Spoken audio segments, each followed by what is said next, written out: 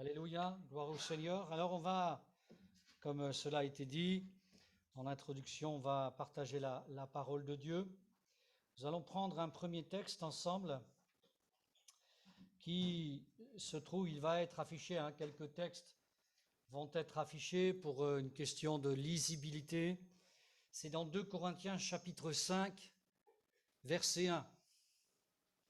Nous lisons premièrement ce texte. Nous savons, en effet, que si cette tente où nous habitons sur la terre est détruite, nous avons dans le ciel un édifice qui est l'ouvrage de Dieu, une demeure éternelle qui n'a pas été faite de main d'homme. Alors, on va réfléchir à une question cruciale, importante, j'allais dire même des plus importantes, c'est la suivante. Avons-nous, avez-vous, as-tu une place dans le ciel? Un don spirituel faisait part d'agitations qui peuvent donner, disons, nous renseigner sur l'état du cœur d'une personne ou de quelques personnes, sur peut-être des angoisses, la peur du lendemain. Et il n'y a pas besoin de jouer les super-héros chrétiens pour nous dire « Non, moi j'ai pas d'angoisse, ça m'arrive jamais ». S'il y avait une personne comme cela, avec une cape rouge, qu'elle se lève et qu'elle nous dise comment elle a fait.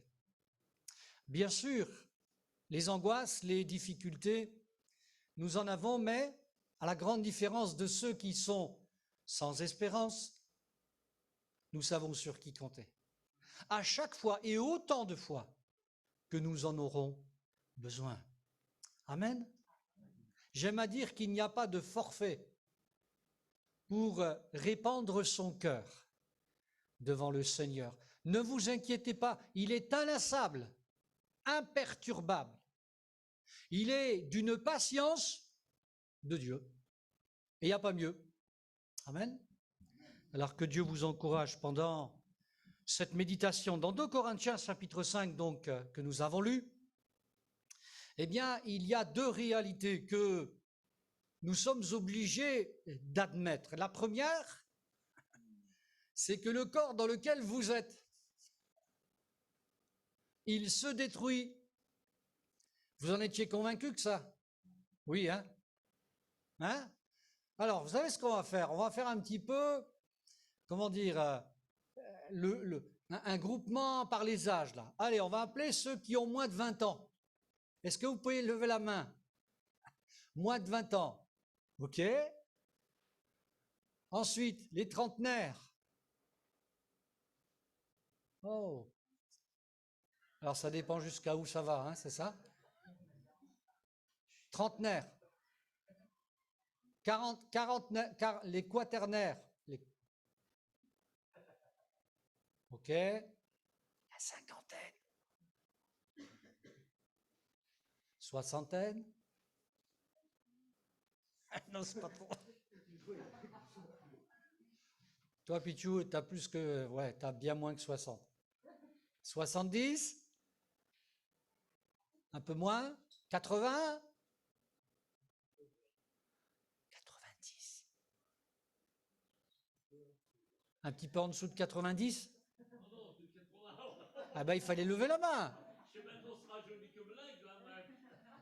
Ouais, mais tu voles pas comme l'aigle encore. Bon, on s'arrête là.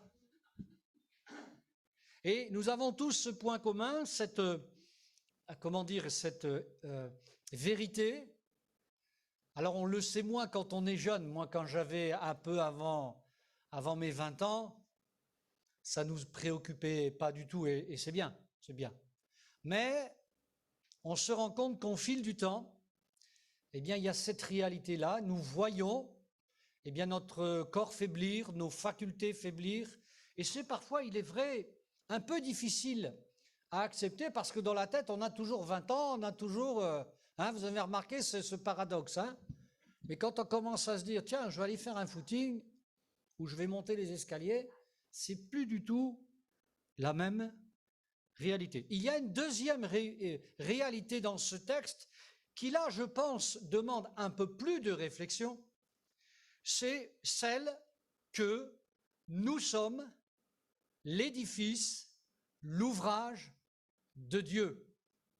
Et l'ouvrage de Dieu, ce n'est pas le corps qui se détériore, cette tente appelée dans ce texte, mais il est question ici de l'être spirituel.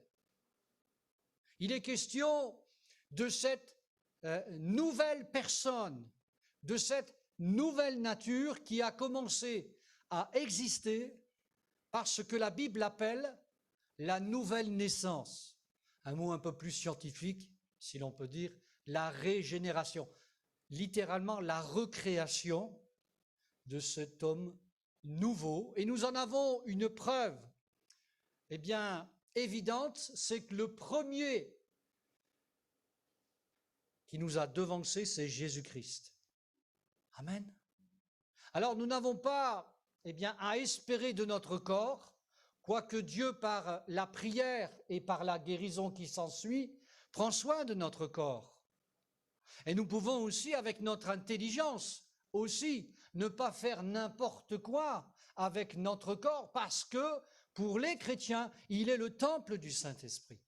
Donc, nous sommes invités à réfléchir, eh bien, sur aussi cette tente qui est devenue, par Jésus-Christ, le temple du Saint-Esprit. Avant d'aller plus loin et plus dans le détail, pour répondre à cette question, avons-nous une place dans le ciel? J'aimerais vous lire une histoire. Je vais vous en lire deux ce matin. Cette histoire, cette anecdote s'appelle et porte le titre « L'unique espérance ». Voici plusieurs dizaines d'années, on a trouvé à Salonique, en Grèce, deux urnes funéraires qui portaient l'une et l'autre une inscription. Sur la première, on lisait « Plus d'espérance ». Sur la seconde, « Christ est ma vie ». Vous savez où c'est écrit « Christ est ma vie » ? Dans les Philippiens, je crois. Hein? Vous chercherez, hein? Ne l'affiche pas, hein, Gabriel, ne l'affiche pas. La ville de Salonique n'est autre que l'antique Thessalonique. Hein?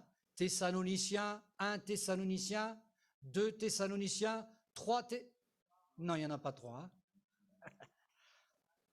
Et donc, l'antique Thessalonique, donc, qui donc le port de la Macédoine, c'est précisément aux chrétiens de Thessalonique que voici 19 siècles, voilà, l'apôtre Paul écrivait « Nous ne voulons pas que vous vous affligiez comme donc les autres qui n'ont pas d'espérance. » À d'autres croyants, il est écrit « Vous étiez autrefois sans espérance et sans Dieu. » Sans espérance non seulement pour la vie présente, mais aussi et surtout sans espérance pour l'éternité, pour l'au-delà.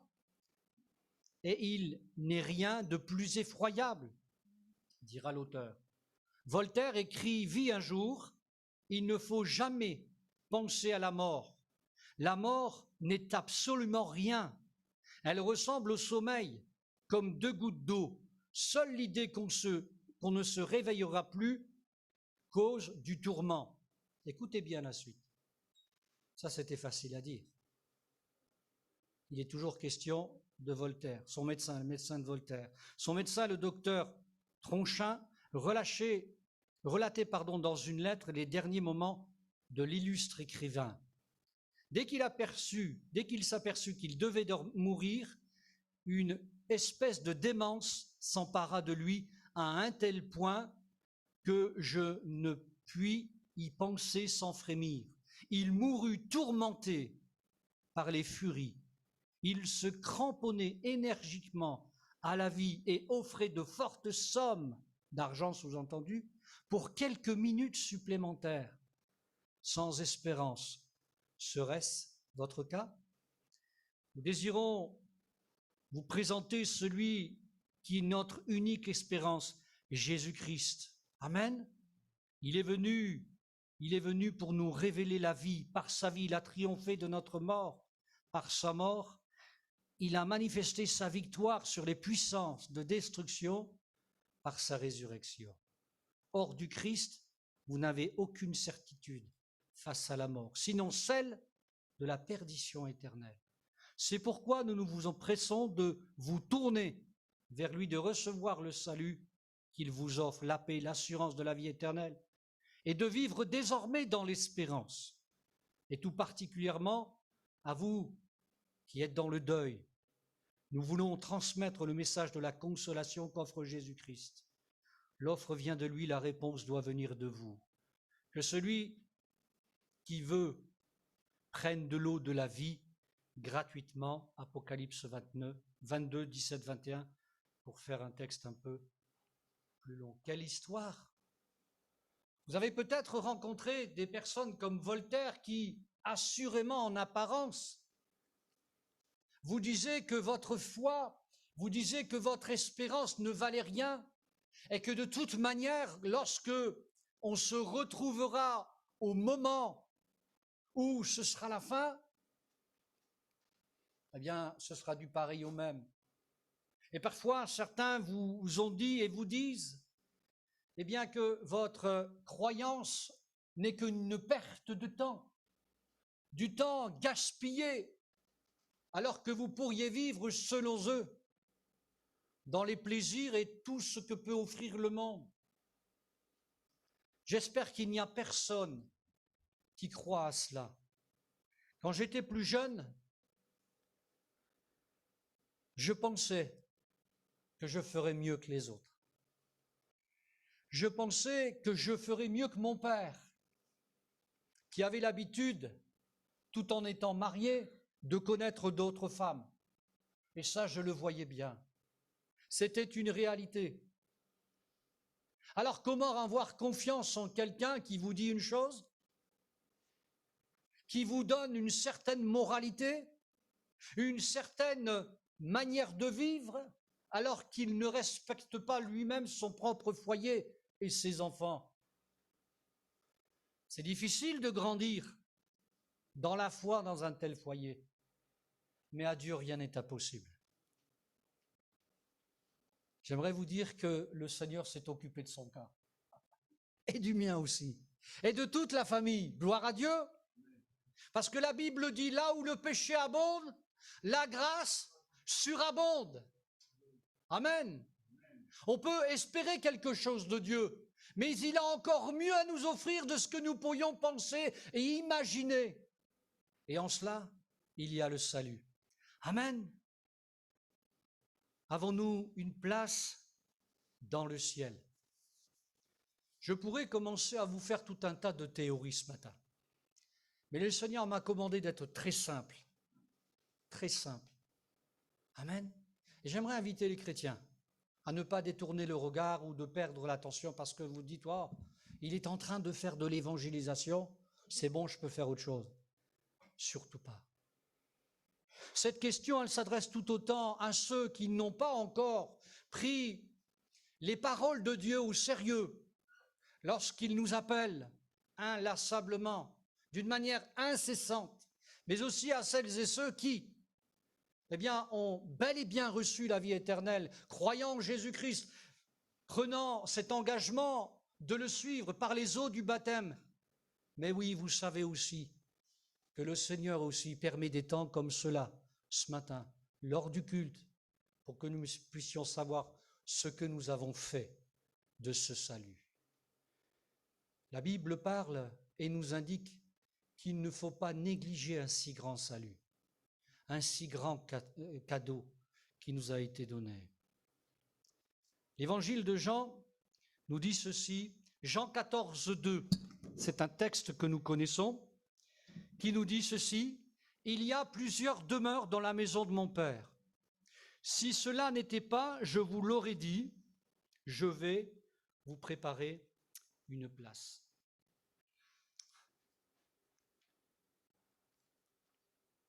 Nous avons une place dans le ciel, parce que Jésus l'a dit. Ce n'est pas parce que nous l'avons dit. Ce n'est pas parce qu'une religion, telle qu'elle soit, l'a dit, mais parce que Jésus l'a dit.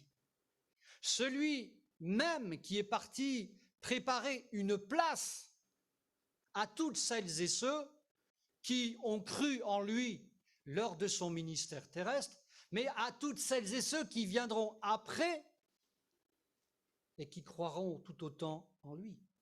Amen. Jésus l'a dit. Il y a plusieurs demeures dans la maison de mon Père. Si cela n'était pas, je vous l'aurais dit.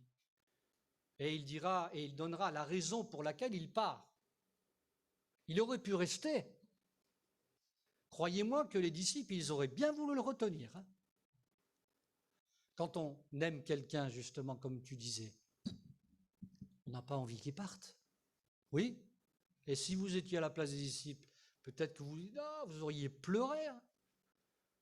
Vous auriez fait peut-être tout ce qu'il était possible à l'époque de faire pour le retenir, mais la Bible dit que même la mort n'a pu le retenir dans le tombeau. Même la mort, il n'a pas connu la corruption du corps, comme peut-être nous la connaîtrons, si le Seigneur ne nous enlève pas de notre vivant. Il y a plusieurs demeures dans la maison de mon Père. Oui, parce que Jésus l'a dit, il nous y invite. Oui, parce que Jésus s'occupe de nous, là, préparer cette place. Est-ce que vous êtes du genre à préparer les choses? Ou alors vous faites les choses à la porte-pièce, d'une manière instinctive? Alors ça c'est bien, mais ça a ses limites. Imaginez que quelqu'un puisse vous dire, voilà, écoute, je te prête ma maison. Vous savez, ça se fait aujourd'hui, Airbnb, ou des fois il y a des échanges de maisons, comme cela. Je ne sais pas si vous êtes pour ou contre, peu importe. Mais j'ai quelques témoignages comme ça, et même, pardonnez-moi, mes chrétiens, où bien on a prêté sa maison, une personne avait prêté sa maison, voilà, d'une manière très simple. Voilà, je suis pas là, donc eh bien tu pourras justement profiter de la maison et pendant quelques temps, et ça te coûtera rien parce que ben voilà. Et voilà que le séjour de la personne invitée se termine et que le propriétaire revient. C'était le bazar. Et c'était un pasteur. Ah, un pasteur. Eh oui. Eh oui. Imaginez que vous puissiez arriver dans le ciel et que vous ayez cette maison.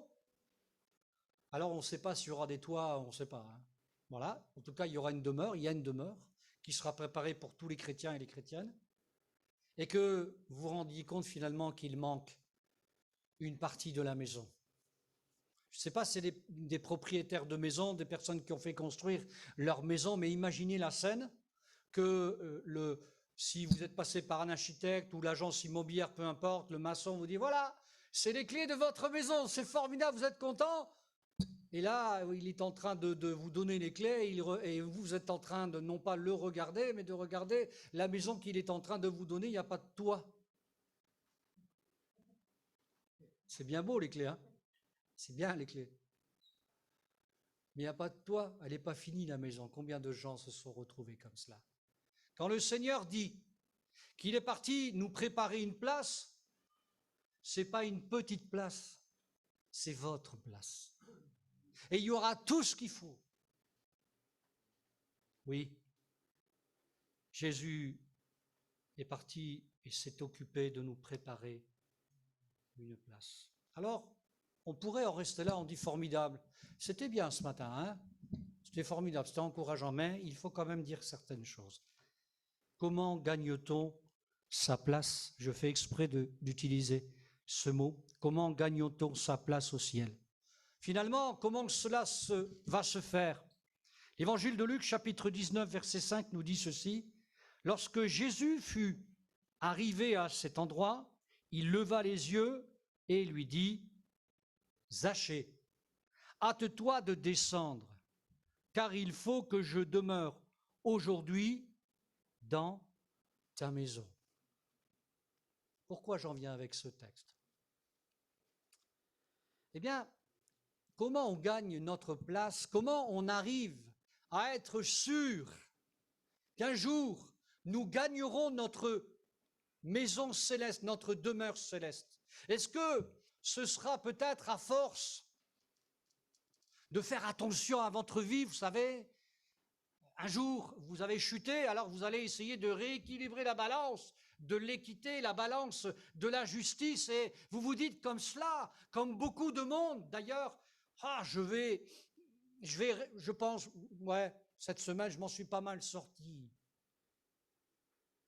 J'ai menti, mais là, j'ai fait une bonne œuvre, j'ai donné peut-être quelque chose à quelqu'un qui en avait besoin, un nécessiteux. Ça, c'est pas la justice de Dieu. La Bible est claire. Ce n'est pas par les œuvres que nous sommes sauvés, mais c'est par la foi en Jésus-Christ qui, lui seul, par son sacrifice, nous justifie à la croix. Et nous ne faisons des œuvres, comme le déclarera l'épître de Jacques, parce que nous sommes sauvés.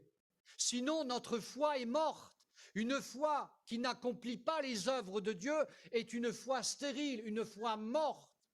Mais ne croyons pas un instant, comme encore des millions de gens le croient, que c'est à cause de tout ce que tu vas empiler dans ton CV, entre guillemets, chrétien, que tu seras sauvé.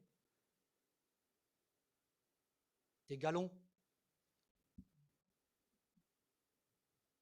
c'est uniquement par la foi. Cette histoire est intéressante. Zachée. Eh bien parce que Jésus va arriver à un endroit précis où se trouve cet homme. Et il va lever les yeux. Permettez-moi de vous dire que c'est Jésus qui lève les yeux vers un homme de petite taille. C'est pour ça qu'il se retrouve là-bas. Et il va dire ceci à Zachée, hâte-toi. Pas Zachée, prends ton temps. On a le temps, il fait beau, hein. T'inquiète pas, moi j'ai tout mon temps. Non, non, non, Jésus n'a pas tout son temps. Jésus a vécu 33 ans et demi et son ministère n'a duré que 3 ans et demi, pardon. Donc, croyez-moi, aux endroits où il se trouve, aux endroits où il se dirige, c'est prévu dans la parole de Dieu. C'est pour vous dire une chose très importante. Hâte-toi, mon ami. N'attends pas, mon ami, qu'il y ait une occasion supplémentaire pour te tourner vers Jésus-Christ. Hâte-toi. Ne prends au sérieux ces paroles. Surtout si c'est la énième fois, si ça fait déjà plusieurs fois que tu entends que Dieu te presse à changer de vie,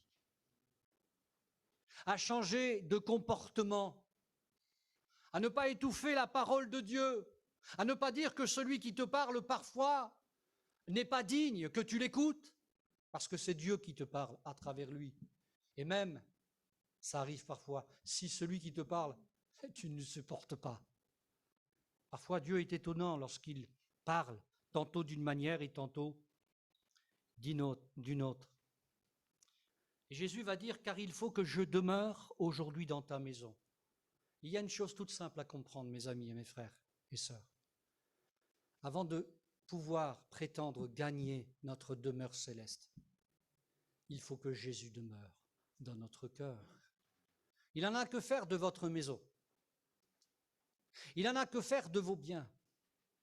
Mais il y a un endroit où il veut demeurer et pas uniquement d'une manière épisodique de temps en temps, pendant les fêtes, ou juste lorsqu'il n'y a que des problèmes, où on s'adresse à lui peut-être plus facilement.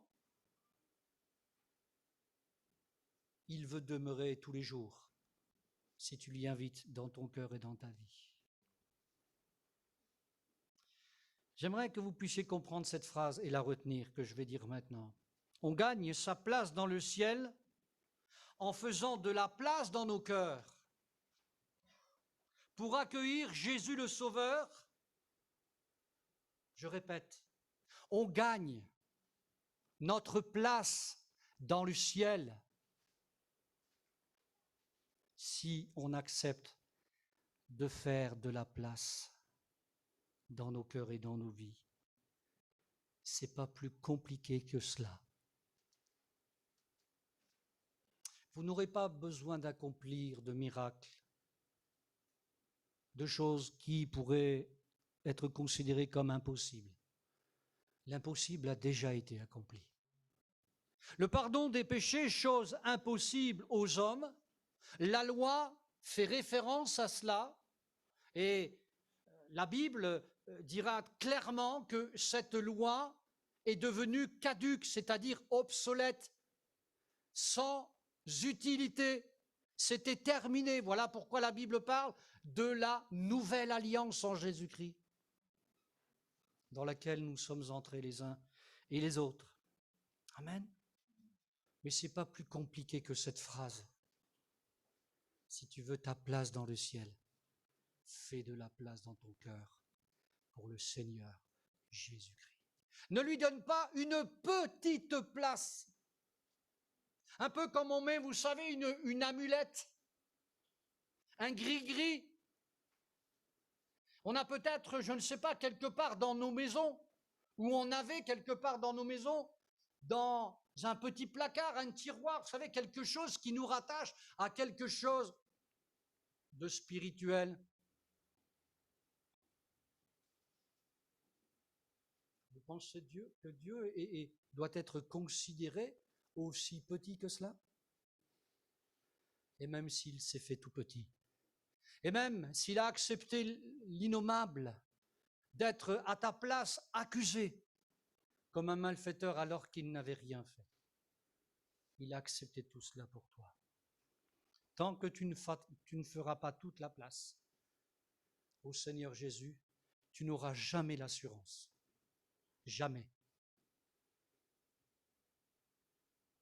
qu'il t'a préparé une place dans le ciel. Ceux et celles qui en sont sûrs, je vais vous dire une vérité, mais alors, ils en sont sûrs. Parce que la Bible dit que le Saint-Esprit atteste à notre esprit que nous sommes les enfants de Dieu. Amen. Alors il y a un phénomène que chacun nous pouvons remarquer dans nos vies. Si nous sommes comme cela tout le temps en train de naviguer entre la foi, abandonnant la foi, nous lisons notre Bible de temps en temps, nous prions de temps en temps, puis vous voyez, il y a comme ce qu'on appelle les montagnes russes, des creux. Ça arrive, hein? Ça arrive, ça, des orages, tout ça. Mais que ça arrive tout le temps et d'une manière cyclique, c'est pas normal. Le Seigneur est capable, même au creux de la tempête, de nous laisser calmes, tranquilles. Comme lui, il était au creux de la tempête dans cette barque. Quel enseignement! Et ses disciples lui disent, mais qu'est-ce que tu fais? Tu dors ou quoi? C'est pas comme ça qu'ils ont dit. Hein. C'est avec un peu d'humour que je dis cela. Et Jésus, tranquille, il va commander la tempête. Et la tempête, qu'est-ce qu'elle va faire? Elle va se calmer. Vous avez déjà essayé ça? Moi, ça ne marche pas. Hein. On gagne sa place en faisant de la place dans nos cœurs pour accueillir Jésus. Vous savez, David avait compris quelque chose et c'est intéressant parce qu'il est question de David dans le Nouveau Testament. Dans les Actes des Apôtres au chapitre 7 et au verset 46, il est dit ceci, Actes 7, 46, David trouva grâce devant Dieu et demanda d'élever une demeure pour le Dieu de Jacob.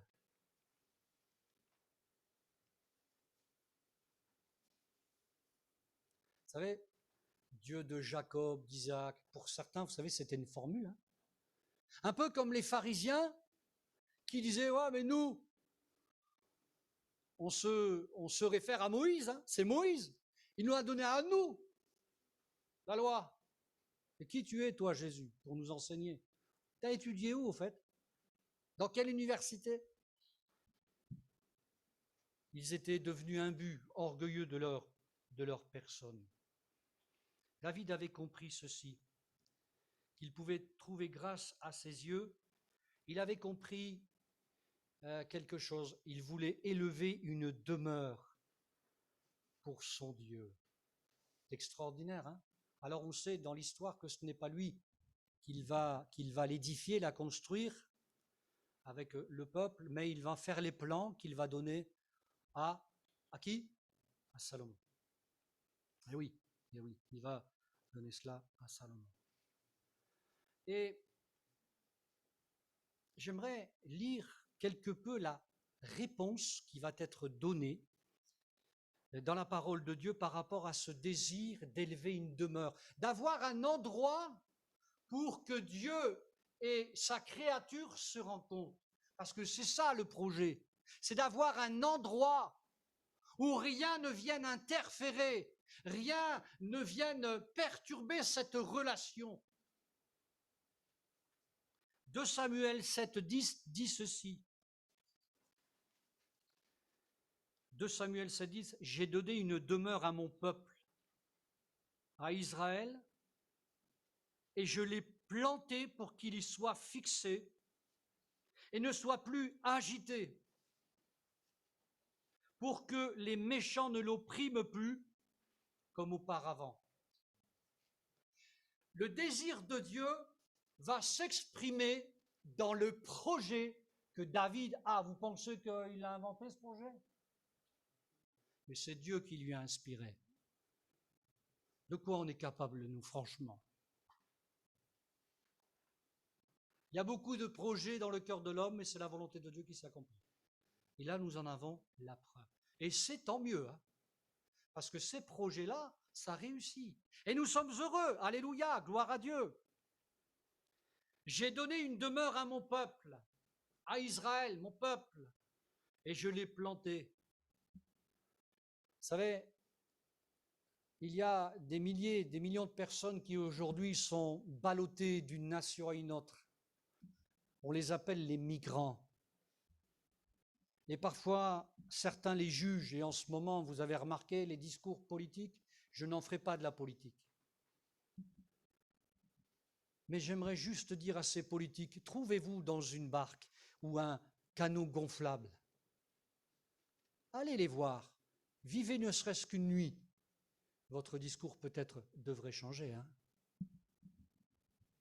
C'est facile, hein? Derrière un micro, derrière une foule bondée, de dire qu'on va s'occuper de ces gens-là. Eh bien, peut-être que le monde te rejette, mon ami. Mais sache que dans le cœur de Dieu, il y a de la place. Amen. Gloire à Dieu. Il y a ces magnifiques textes qui disent que Dieu ne fait exception de personne, c'est-à-dire que Dieu ne rejette ni la couleur, ni la culture, ni le compte en banque qui est vide. Et toutes ces choses-là qui sont des critères de sélection dans le monde. Mais le Seigneur, il s'est adressé à toutes les nations. Il a d'ailleurs dit à ses disciples, allez par tout le monde et faites de toutes les nations des disciples. Annoncez la bonne nouvelle. Et c'est ce que nous faisons, c'est ce que nous partageons très simplement ce matin. Il ne veut plus que tu sois ballotté, malmené. Il veut que tu sois fixé, que ton esprit soit tranquille. Seul Dieu peut faire cela. Pardonnez-moi, mais ce n'est pas une église qui fait cela. Ce n'est pas un pasteur qui fait cela. On fait ce qu'on peut, mais Dieu seul est capable de faire cela. Dans un cœur et dans une vie. Et permettez-moi de vous dire que ce texte, il est malgré tout, s'il est beau, limité. Ce n'est que ce qu'on appelle une préfiguration, c'est-à-dire qu'il annonce quelque chose de plus supérieur encore. C'est justement ce dont je vous parle. Cette demeure que Jésus est parti nous préparer. Et même si le temple est magnifique, était magnifique, il y en a eu plusieurs. Et même si Dieu avait donné ses directives d'une manière très précise, avec un symbolisme, je n'en retiendrai qu'un seul. Vous savez, c'est lequel? C'est une couleur. Allez, c'est quoi votre couleur préférée? Bleu? Moi, c'est le bleu. Et ce n'est pas par rapport à ce que je vais vous dire maintenant. Il y avait plusieurs couleurs, vous savez, dans la construction du tabernacle et même du temple. Il y en avait plusieurs, mais je vais en retenir qu'une seule. C'est le bleu. Dites-moi, le bleu, vous le trouvez où dans la nature?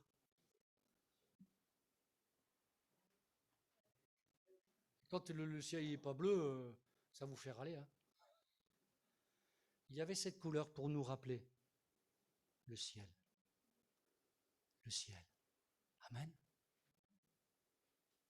Oh, ça paraît tout simple. Mais celui qui officiait et tout ce qui se faisait dans le service, il y avait ce repère parmi tant d'autres, le ciel. Dans l'histoire de Zachée, c'est Jésus qui lève la tête. Ouais. Il lève la tête. Il veut maintenant que tu la lèves vers lui. Amen. Il veut maintenant que tu t'approches de lui. Avons-nous une place pour Dieu dans notre cœur? Il y a ce proverbe par lequel je vais terminer qui dit ceci, c'est une invitation. Réfléchissez bien en lisant. Mon fils, donne-moi ton cœur et que tes yeux se plaisent dans mes voies. Mon fils, ma fille, pardon, mais ce n'est pas un prêtre qui parle. Vous savez, ça c'est un langage. Hein, c'est pas moi. Là, il est question du Seigneur qui parle à travers, bien sûr, l'inspiration de celui qui écrit le proverbe, Salomon. Mon fils, donne-moi ton cœur. Ça veut dire quoi? Vous savez, on a un langage, il y a un langage biblique, ça veut dire quoi? Ça veut dire viens tel que tu es. N'essaie pas d'avancer, ma famille, elle croit en Dieu. Hein. J'ai même peut-être un beau-frère, il est pasteur. Ah ouais, et alors? N'avance rien du tout. L'avance a déjà été faite. Le prix a déjà été payé. Vous n'aimeriez pas qu'un jour, votre banquier, peut-être lundi, il vous le dira, au fait, d'habitude, j'ai l'habitude de vous appeler lorsque vous êtes à découvert. Eh bien, aujourd'hui, je vous efface votre dette. Je pense que si vous dites ça lundi matin, vous allez lui demander plusieurs fois. Mais pourtant, à la croix, c'est ce qui s'est passé. À la croix, quelqu'un a payé la dette. C'est Dieu le Père qui envoie son Fils, il sacrifie son Fils pour que nous puissions répondre à cette question, mon Fils, donne-moi ton cœur. Mais réfléchis bien avant de répondre. Ce n'est pas donne-lui ton cœur le temps d'une réunion. Donne quelques euros que tu pourrais lui concéder, mais c'est ta vie tout entière. Même si à tes yeux, elle vaut rien, même si à tes yeux, il n'y a pas grand-chose, donne-lui pour qu'il en fasse un joyau. Amen. Je voudrais terminer par la prière avec vous, avec chacun et chacune d'entre vous. Je voudrais que nous puissions considérer, non pas l'homme qui a parlé, mais la parole de Dieu qui parle d'elle-même.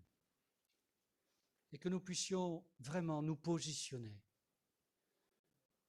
Rappelez-vous, hâte-toi de descendre, car il faut que je demeure. Prends au sérieux cette parole. Tu te dis peut-être que tu as encore du temps pour décider. D'autres l'ont pensé et ne sont plus parmi nous. Je ne vous fais pas peur, mais c'est la réalité, ça. La minute qui suit ne nous appartient pas. Et nous devons être prêts, être sûrs que Dieu nous veut dans sa demeure. Mais il veut d'abord changer notre cœur. Et pour qu'il le change, il faut que tu répondes à cette question, mon fils, donne-moi ton cœur. Alors je voudrais juste prendre un temps très court pour que vous puissiez, oui, répondre à cette question. Est-ce que tu veux donner ton cœur à Dieu? Ne pense pas à demain, pense au moment présent. Ne pense pas à ce que tu pourras faire ou ne pas faire. Ne dis pas tu n'es pas prêt. C'est Dieu qui te préparera. C'est Dieu qui fera le miracle de la nouvelle naissance. Y a-t-il une personne ou des personnes qui se disent aujourd'hui, maintenant, c'est le temps? Vous levez la main et vous la baissez aussitôt. Et on va prier ensuite. Voilà comment on va faire. Est-ce qu'il y a une personne qui sincèrement veut donner son cœur à Dieu? Vous pouvez baisser votre main. Voilà. Et même si on est chrétien depuis longtemps, on s'est peut-être égaré, fourvoyé. Je ne vais pas dire qu'il n'y a pas de honte, parce que ça nous fait mal.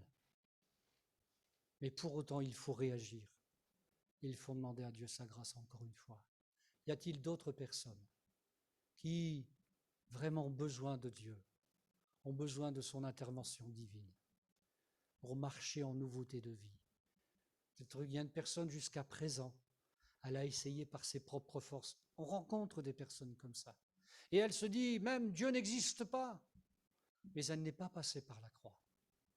Elle a besoin tout simplement de demander à Dieu pardon pour sa vie passée sans lui. Seigneur, maintenant je veux te prier, on veut te prier ensemble pour ces personnes qui ont levé la main. Seigneur, cette levée de main, elle est solennelle. Toi, Seigneur, tu la prends en compte. Ce moment, il est daté dans le ciel. Et à partir de ce jour, comme pour Zachée, eh bien, tu vas commencer une œuvre pour faire ta demeure dans le cœur de ces bien-aimés. Je te remercie pour l'annonce de l'Évangile, pour la réalité du ciel déjà sur la terre. La Bible dit que ce sont les prémices. C'est pour nous dire, oui, ça existe vraiment. Je te veux avec moi. Et merci Seigneur pour ta parole qui est la vérité, qui est maintenant un début pour ces personnes qui ont levé la main. Je te remercie et je te bénis, qu'ils puissent faire vraiment l'expérience de la nouvelle naissance, le baptême du Saint-Esprit. Accorde-leur d'aimer ta parole, de la lire et de te prier, de s'attacher à l'Église, Seigneur Jésus, et de marcher en nouveauté de vie. Amen. Que Dieu vous bénisse, mes frères et sœurs et nos amis.